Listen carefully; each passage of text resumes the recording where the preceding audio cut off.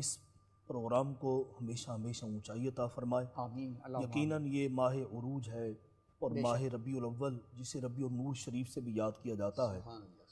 مہینے تو سب رب کے ہیں، لیکن یہ مہینہ مہینوں کا باعث بنا۔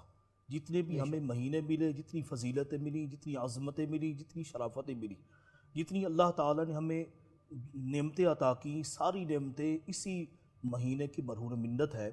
حضرت امام احمد بن حنبل رضی اللہ تعالیٰ عنہ فرماتے ہیں، جس دن مصطفیٰ کریم علیہ السلام حضرت عبداللہ کی پشت سے حضرت آمینہ کے شکم اقدس میں تشریف لائے، وہ شب جمعہ تھی۔ فرماتے ہیں اس رات جیسی کوئی رات نہیں ہے۔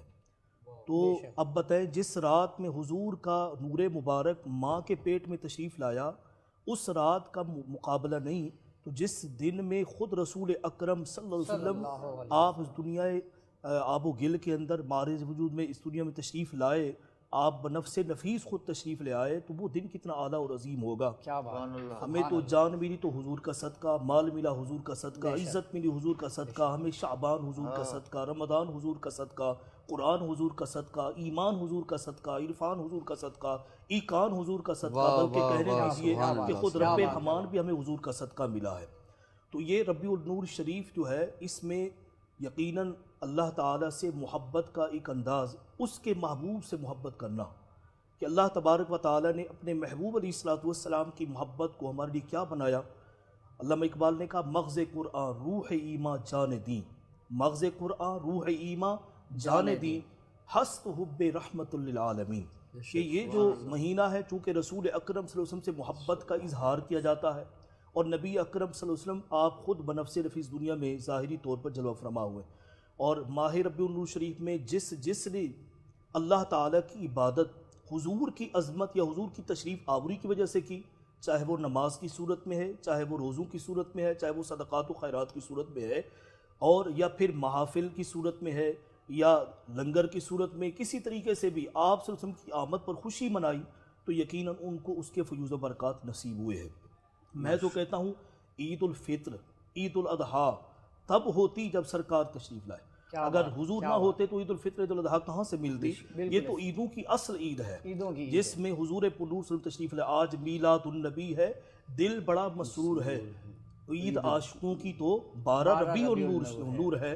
تو رسول اکرم صلی اللہ علیہ وسلم جس دن تشریف لے آئے، شاہ ولی اللہ محدث دہلوی فرماتے ہیں، میرے ابا حضور کی عادت تھی کہ جب رسول اکرم صلی اللہ علیہ وسلم کے ولادت والی رات آتی تو آپ بالخصوص اہتمام کرتے، آپ باقاعدہ اہتمام کرتے اور کھانے کا اہتمام کرتے۔ ایک سال ایسا آیا، غربت کا معاملہ تھا، چند بھنے ہوئے چنے لیے آپ نے بنائے، اور بنانے کے بعد سرکار دو عالم صلی اللہ علیہ وسلم میں تحفتاً پیش کر دیے۔ جب رات ہوئی تو قسمت نے انگڑائی لی اور سرکار نے اپنے دیدار سے مشرف فرمایا۔ آپ فرماتے میں نے دیکھا کہ سرکار دو عالم صلی اللہ علیہ وسلم کے سامنے مختلف دسترخوان رکھے ہیں، ان میں مرغن غذائیں بھی رکھی ہوئی ہیں، گوشت ہیں، مٹن ہے، چکن ہے، سب کچھ موجود ہے، لیکن سرکار دو عالم صلی اللہ علیہ وسلم میرے بھونے ہوئے چنے تناول فرما رہے ہیں، مسرور ہو رہے ہیں۔ سبحان اللہ۔ تو میں نے دل میں سوچا کہ یا رسول اللہ اتنے اعلیٰ اعلیٰ کھانے موجود ہیں، تو سرکار نے فرمایا، عبدالرحیم ہمارے ہاں کھانے نہیں دیکھے جاتے، ہمارے ہاں دل دیکھے جاتے ہیں۔ سبحان اللہ۔ جس انداز اور جس محبت میں تم نے یہ کیا ہے، اس کی وجہ سے یہ ہمیں بڑے پیارے لگے ہیں۔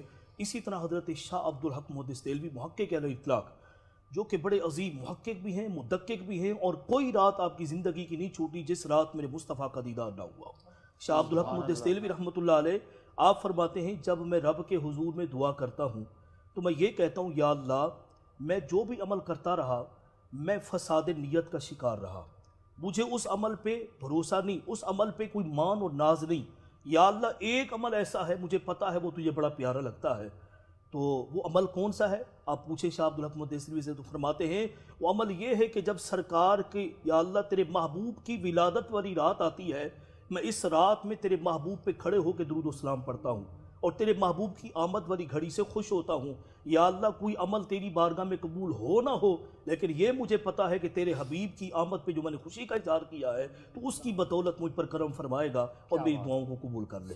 تو یہ بڑے عظیم و شان بزرگ ہیں جنہوں نے یہ اپنی زندگی میں سرکار کی آمد پر خوشیاں منائیں، اور رسول اکرم صلی اللہ علیہ وآلہ وسلم آپ اللہ کی نعمت بھی ہیں، آپ اللہ کی رحمت بھی ہیں، آپ اللہ کا فضل بھی ہیں۔ اللہ تعالیٰ نے قرآن پاک میں ارشاد فرمایا قل بفضل اللہ وبرحمتہ فبذلک فلیفرحوا، میرے حبیب فرما دیں اللہ کا فضل اور اس کی رحمت ملے تو اس پر چاہیے کہ خوشیاں کریں۔ تو ہمارے نبی اکرم صلی اللہ علیہ وسلم تو باعث تخلیق کائنات ہیں، اللہ تعالیٰ نے آپ کی وجہ سے ساری کائنات کا نظام سجایا ہے۔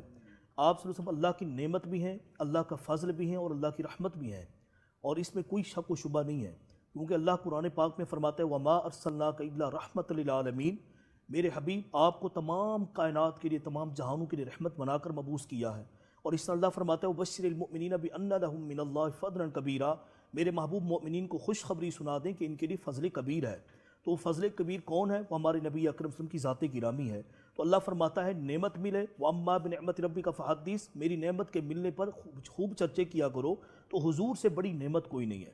اور اگر رحمت ملے تو خوشیاں کیا کرو، ہمارے نبی سے بڑی رحمت کوئی نہیں ہے۔ بے شک، اور اگر فضل ملے تو اس پر خوشیاں کرو، حضور سے بڑھ کر فضل عظیم کوئی نہیں ہے۔ تو اللہ تعالیٰ اس کے آگے کیا فرماتا ہے ہوا خیر مما یجمعون، فرما اس سے بہتر ہے جو تم نے اکٹھا کر رکھا ہے، یعنی مال و دولت جمع پوجی سب سے بہتر یہ ہے تو میرے محبوب کی آمد پر خوشیاں مناؤ۔